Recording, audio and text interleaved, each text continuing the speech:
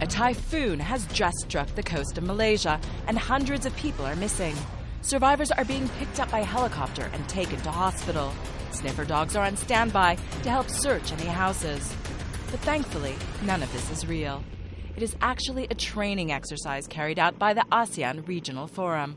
It's an exercise bringing together the civilian and the military force and having a joint exercise in preparing ourselves in case there is a disaster. How will countries come together to respond as one?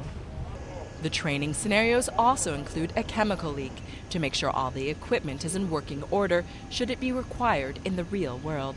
Having a good system or having a good institutional mechanism is one, but unless you practice it, you will never know whether it will really work at a time of disaster or not.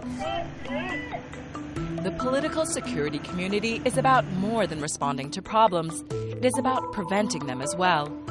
Since it was formed to today, ASEAN has ensured the entire region has remained at peace, providing a solid foundation for economic development as well as socio-cultural opportunities. The Treaty of Amity and Cooperation in Southeast Asia came into existence in 1976 and remains the key code of conduct governing interstate relations in the region. It lays out numerous fundamental principles, including mutual respect for the independence and sovereignty of all nations, non-interference in the internal affairs of one another, and the settlement of differences by peaceful means.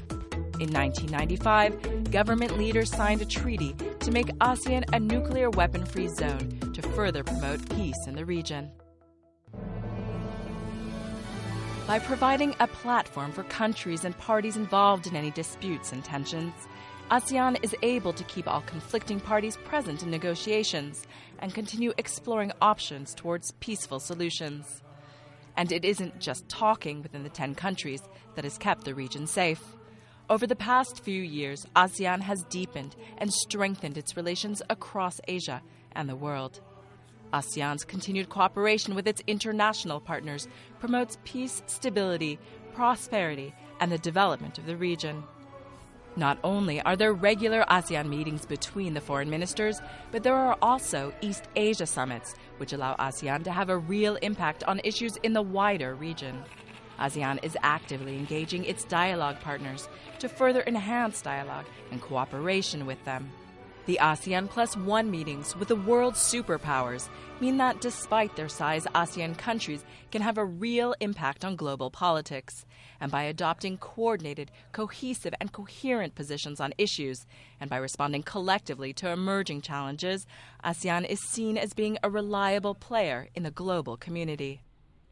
By talking, by discussing, by being transparent, this is actually promoting trust building. This is building confidence.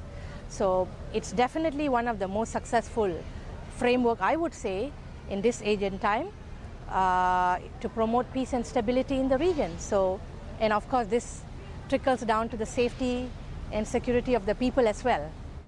And looking after its people is ASEAN's main concern.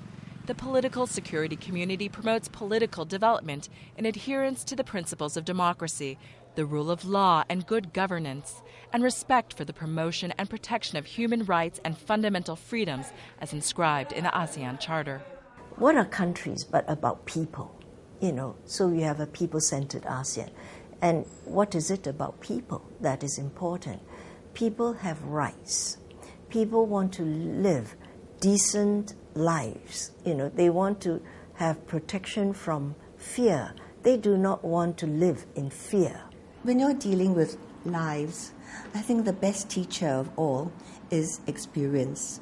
And the experiences of a collective of nations, is really better than just one nation looking inward.